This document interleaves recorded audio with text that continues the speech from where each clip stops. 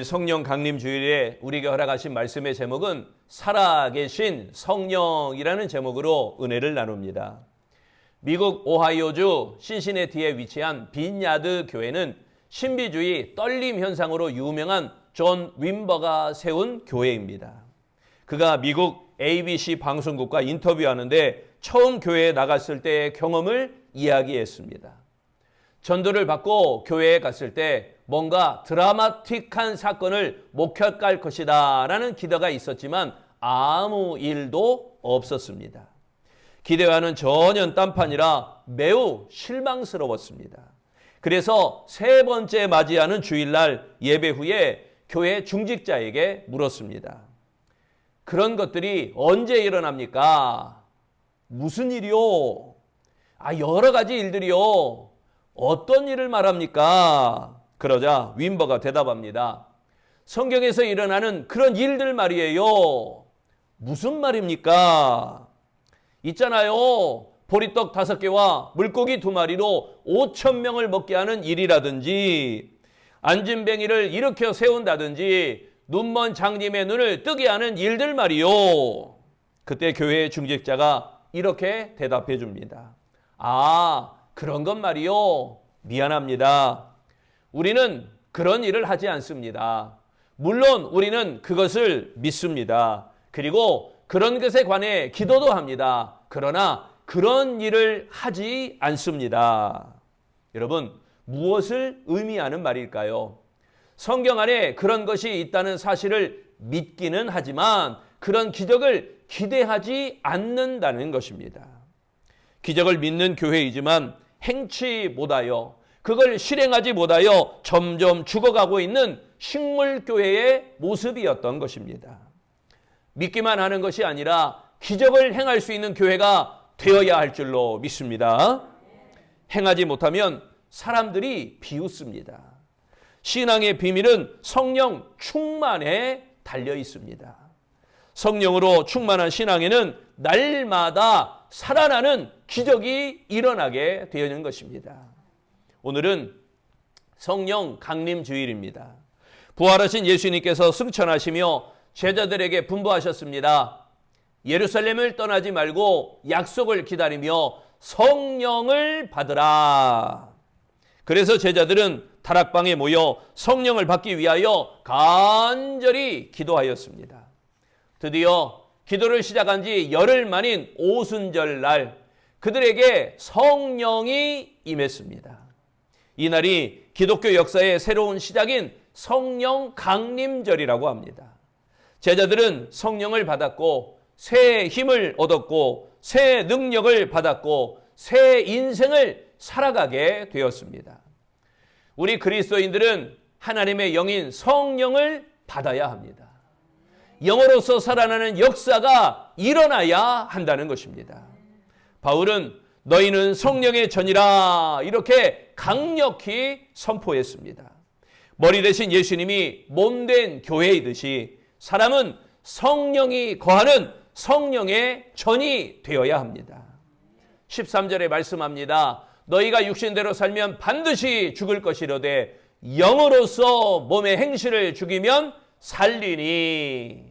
여기에 영으로서 살리니 이 말씀은 성령이 생명의 역사를 가져온다라는 의미입니다.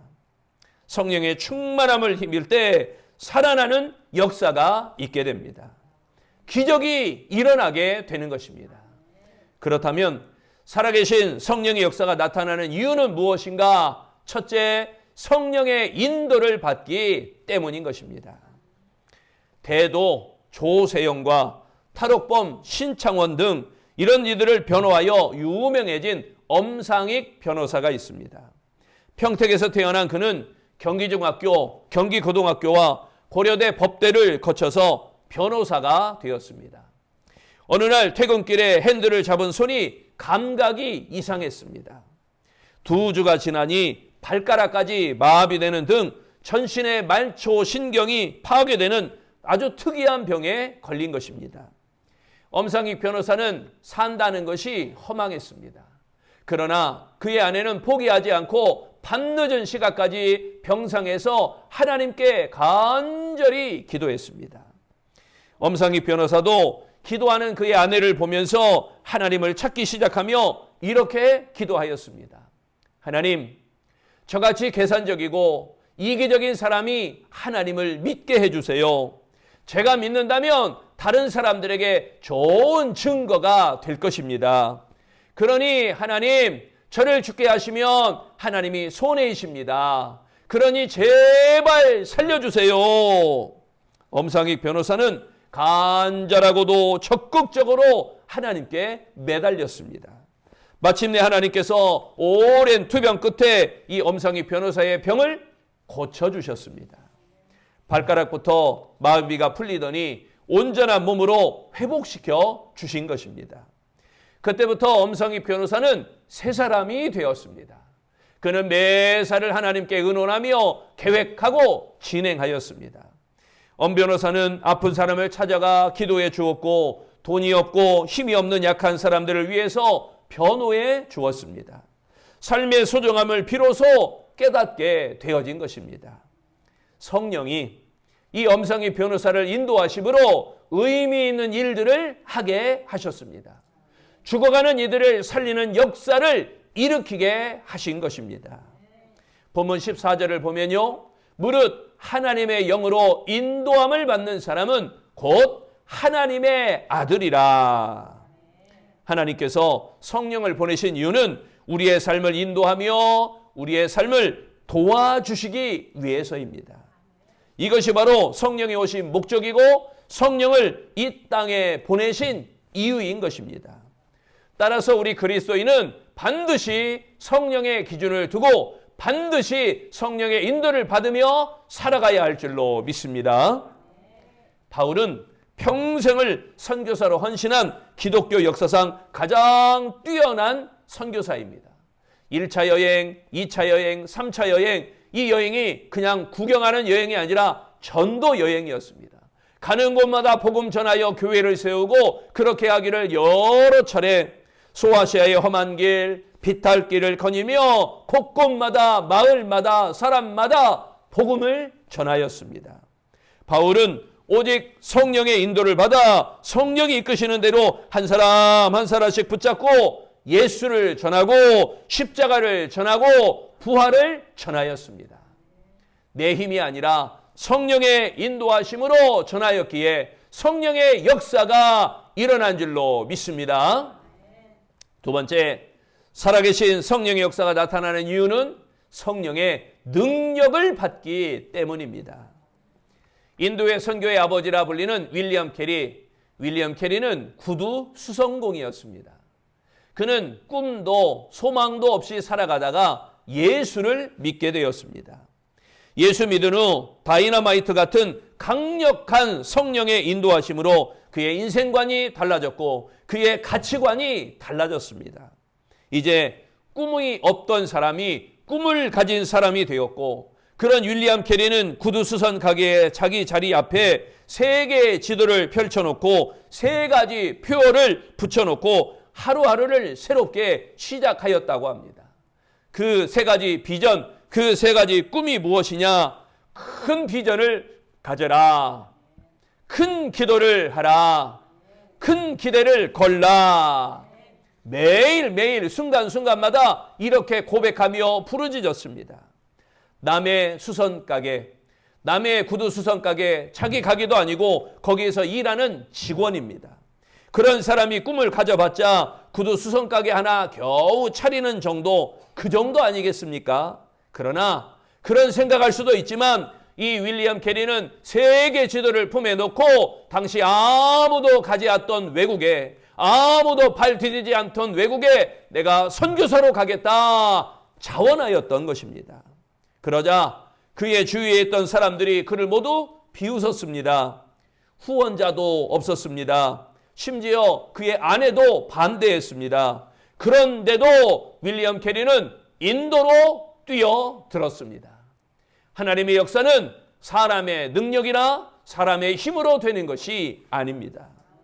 그때나 지금이나 하나님의 영인 성령으로야 가능한 일입니다. 인도의 선교의 아버지 윌리엄 캐리는 오직 성령으로 능력을 받아 살아계신 성령으로 일하였던 것입니다. 그렇기에 아무나 할 수 없는 위대한 일을 해낼 수 있었습니다. 본문 15절에 말씀합니다. 너희는 다시 무서워하는 종의 영을 받지 아니하였고 양자의 영을 받았으므로 아바 아버지, 아빠 아버지라 부르짖느니라. 여러분, 요즘 현대는 풍요를 누리는 시대입니다. 그런데 마음이 흡족하지 않습니다. 만족감이 없습니다. 가면 갈수록 허전합니다. 뭔가 불안합니다. 두려워합니다. 그 이유가 무엇일까요? 우리가 가진 능력의 한계 때문입니다. 누구나 한계를 스스로 넘을 수 없습니다. 그래서 하나님께서 성령을 보내주신 것입니다. 성령이 주시는 무한한 능력을 받으라는 것입니다. 성령께서 주시는 능력이 임할 때 나의 능력을 초월하게 되는 것입니다. 성령께서 주시는 능력이 임할 때 나의 생각을 초월하게 됩니다. 성령께서 주시는 능력이 임할 때 나의 무능이 보완되게 되어집니다. 성령께서 주시는 능력이 임할 때 나의 무지를 깨닫게 되어집니다. 무엇보다 성령이 주시는 능력으로 살아가게 될 때 비로소 온전한 그리스도인이 되어지는 줄로 믿습니다. 그러므로 성령이 주시는 능력으로 일하시기를 바랍니다. 성령의 능력으로 일할 때 비로소 하나님의 일이라 부르게 되어질 것입니다. 아름다운 성도 여러분, 성령의 능력을 통하여 살리는 역사를 일으키는 강력한 하나님의 사람이 되시기를 축원합니다. 세 번째, 살아계신 성령의 역사가 나타나는 이유는요, 성령의 지배를 받기 때문입니다.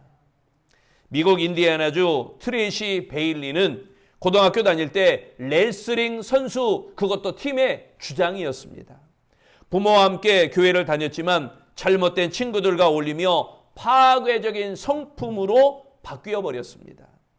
어느 날 친구들과 함께 어울려 술 파티를 하던 중 그가 다니는 고등학교를 털었다는 건 뭐예요? 도둑질했다는 거죠. 학교 교실을 이리저리 파괴하였습니다.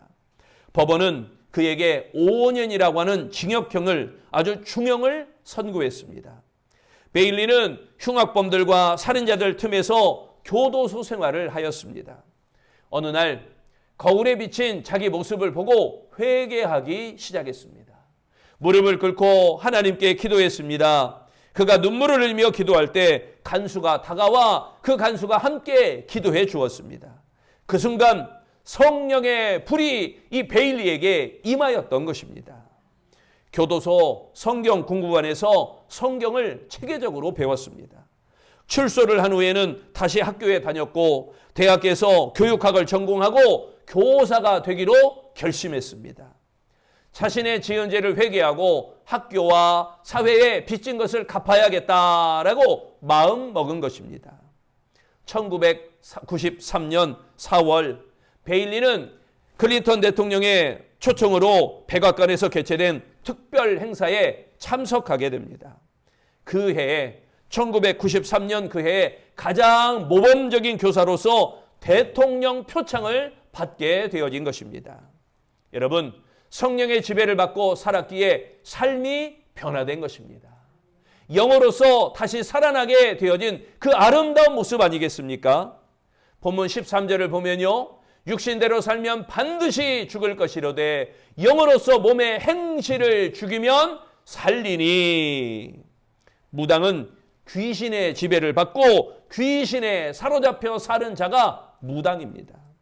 귀신이 시키는 대로 행동합니다. 귀신이 시키는 대로 말을 합니다. 귀신이 시키는 대로 뭐든지 합니다.